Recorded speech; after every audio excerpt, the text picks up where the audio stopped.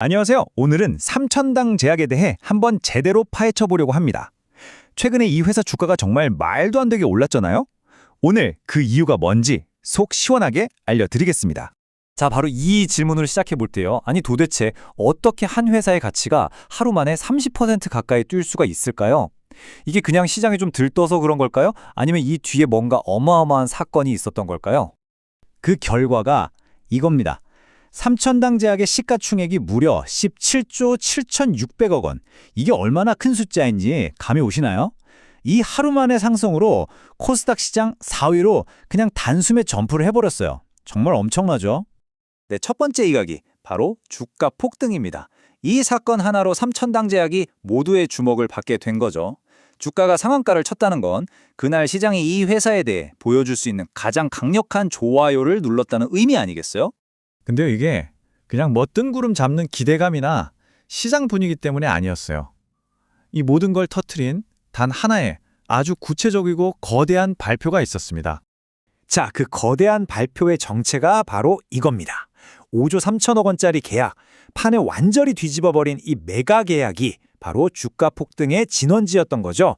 지금부터 한번 자세히 뜯어보겠습니다. 자, 이 계약의 핵심 내용 좀 보세요. 영국을 포함한 유럽 11개 나라에 대한 독점 판매권이고요. 제품은 요즘 제일 핫한 바로 그 약, GLP-1 계열의 위고비, 리벨서스를 먹는 약으로 만든 제네릭입니다. 계약 총액이 5조 3천억 원이고 이 중에서 506억 원 정도는 계약금이랑 마일스톤으로 먼저 받게 되는 구조예요. 근데 진짜 놀라운 건 바로 이 부분이에요. 이익을 나누는 방식인데요. 보통 기술 수출하면 로열티 얼마 받고 끝나잖아요.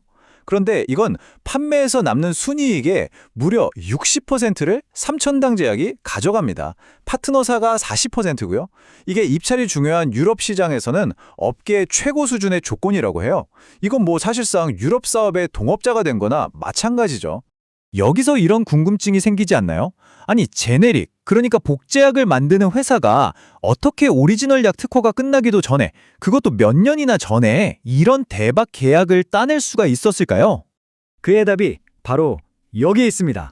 세 번째 파트, 비밀병기 에스페스. 시장의 판도를 바꾼 바로 그 기술입니다. 이 기술이 어떻게 이 모든 걸 가능하게 했는지 한번 보시죠.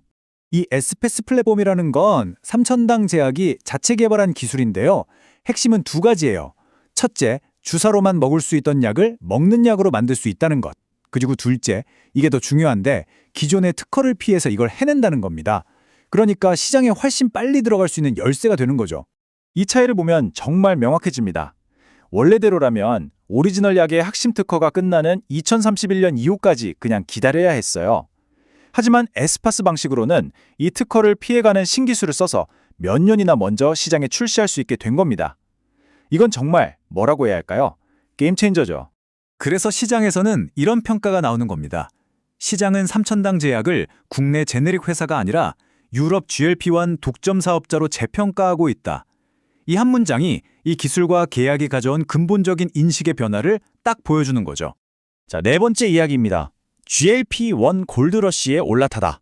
이 계약이 왜 세계적으로도 중요한지 그 배경이 되는 거대한 시장을 한번 살펴보겠습니다. 이 차트 한번 보세요. 이게 유럽의 세마글루타이드, 즉 위고비 성분 시장의 잠재력이에요. 지금 당뇨병 치료제 시장만 해도 9조 원인데 여기에 비만 치료 시장까지 합쳐지면 30조 원 이상으로 폭발적으로 커질 걸로 보고 있습니다. 삼천당 제약이 바로 이 어마어마한 시장에 들어갈 발판을 마련한 겁니다. 그리고 여러분, 유럽은 시작일 뿐입니다. 지금 북미랑 중동 지역 파트너들이랑도 협상을 하고 있다고 해요. 그러니까 이번 계약이 한 번으로 끝나는 게 아니라 글로벌 전략의 첫걸음이라는 걸 보여주는 거죠. 자, 이제 마지막 다섯 번째 이야기입니다. 앞으로의 길과 리스크. 이렇게 엄청난 잠재력 뒤에는 당연히 넘어야 할 산들도 있겠죠. 그 균형을 한번 잡아보겠습니다. 시장이 왜 이렇게 폭발적인 반응을 보였는지 다시 한번 정리해 볼까요? 첫째, 5조 3천억 원이라는 압도적인 계약 규모. 둘째, 60%라는 파격적인 이익 배분. 셋째, 특허 장벽을 그냥 부숴버린 SD패스 기술. 그리고 마지막으로 폭발적으로 크고 있는 GLP-1 시장.